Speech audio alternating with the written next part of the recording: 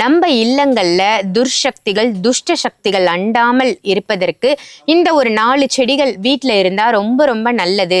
அதிர்ஷ்டம் அப்படின்னா எந்த செடிகள்? மஞ்சள் மங்களகரமானது, அது பேர்லயே தெரியும், மஞ்சள் அப்படின்னு சொல்லுவாங்க. சோ அதை வீட்டுல சும்மா நட்டு வச்சாலே அது பாட்டு வளர்ந்துடும். நிறைய பேர் என்ன பண்ணுவாங்கன்னா பொங்கலுக்கு வாங்கிட்டு வர மஞ்சள் நட்டு வைப்பாங்க. நான் கூட என்னோட வீட்டுல சும்மா நட்டு வச்சிருக்கேன். செடிகளுக்கு உரம் போடலனாதான் பட்டு போவோம், காஞ்சி போவோம் சொல்லுவாங்க. ஆனா துளசி மட்டும் யாராவது தீட்டுப்பட்டவங்க கைப்பற்றுறதுனாலே அது வந்து காஞ்சிடும். அது மட்டும் இல்லாம ஐஸ்வர்யம் கூட. துளசி வந்து பாத்தீங்கன்னா தன்னோட மனைவியிலேயே, ஏன்னா ஒவ்வொருத்தர் உடம்புல இருந்து ஒவ்வொரு விதமான ஒரு வரும். இது அவரு யூஸ் பண்ண சட்டை, இது அந்த வாசனை அவரு வந்த சென்ட் அவரு தான் யூஸ் பண்ண. அந்த மாதிரி சிருஷ்டி ஒளி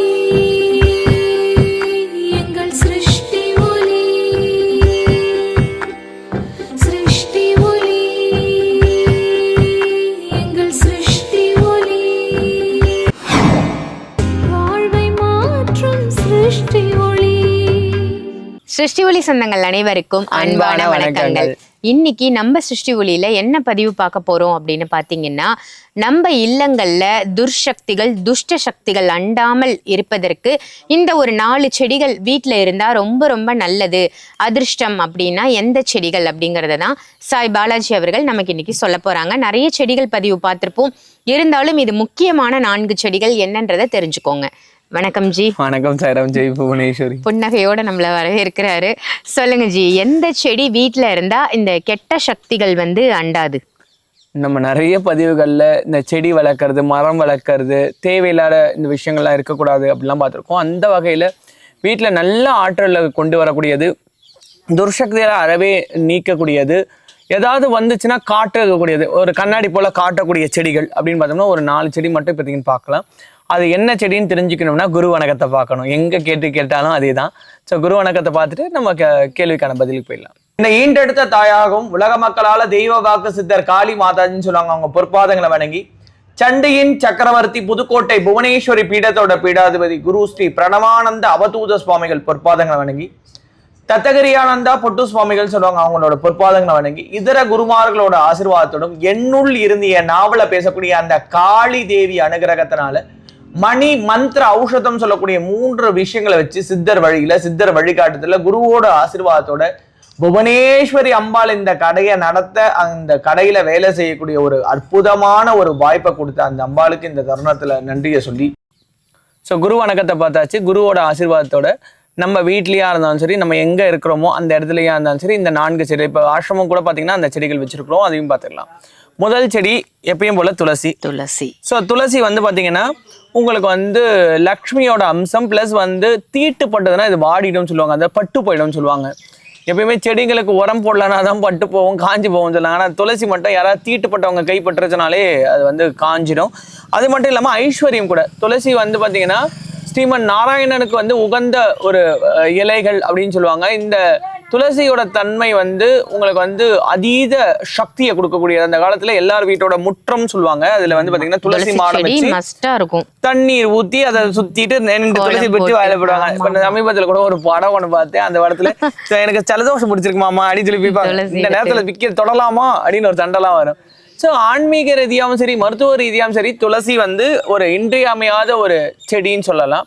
அடுத்தது நம்ம முன்னாடி பதிவுல பார்த்த மாதிரி மூங்கில். ஸோ மூங்கில் வந்து அதீத சக்திகள் உடையது. ஸோ அசுரத்தனமான வளர்ச்சி, வீட்டில் நல்ல ஆற்றல்கள் கொடுக்கிறது, நிறைய நல்ல விஷயங்களை வீட்டுக்கு கொண்டு வரக்கூடிய சக்தி வந்து மூங்கில் இருக்கு.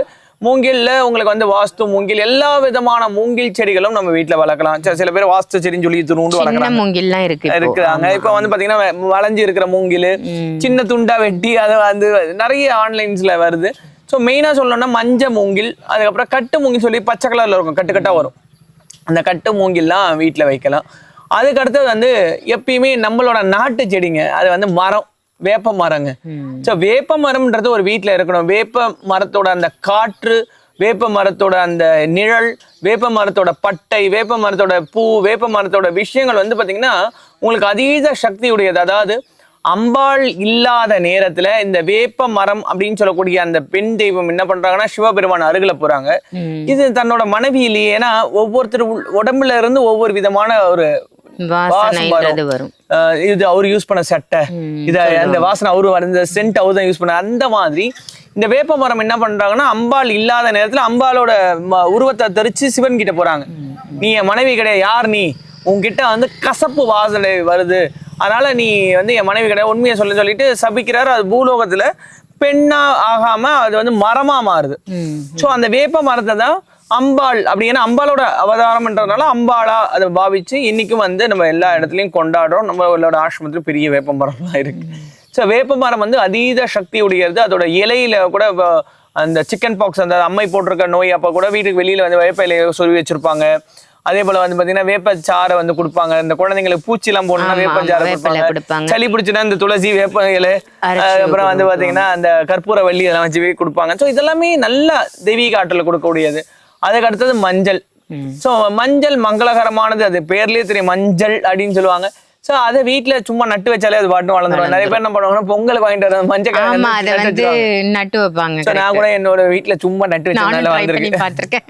ஸோ நல்லா வளரும். ஸோ இந்த மாதிரி அதீத சக்தி கொடுக்கக்கூடிய ஒரு 4 செடின்னு சொன்னதுனால இந்த 4 செடி. கற்பூரவல்லியும் வீட்டுல வைக்கலாம். ஸோ அந்த இலையில நீங்க நெய்வேத்திய பிரசாதம் வைக்கலாம். அந்த ஒரு கல்கண்டோ, இந்த திராட்சை அதெல்லாம் வைக்கலாம், விளக்கேத்தலாம்.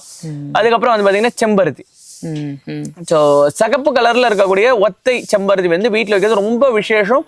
அங்காரனுக்கு உரியதான மலர் வந்து செம்பருத்தி தான். கூடிய விரைவில் அதுக்கு ஒரு பதிவாவே நம்ம போடலாம். ஸோ அந்த செம்பருத்தி வந்து வீட்டுல வந்து இருக்கணும். செம்பருத்தி மலர் வந்து இறைவனுக்கு சாட்டுறது ரொம்ப விஷயம். நம்ம காளி பாதம் கொடுப்போம், அந்த காளி பாதத்துல 2 செம்பருத்தி இருக்கும்.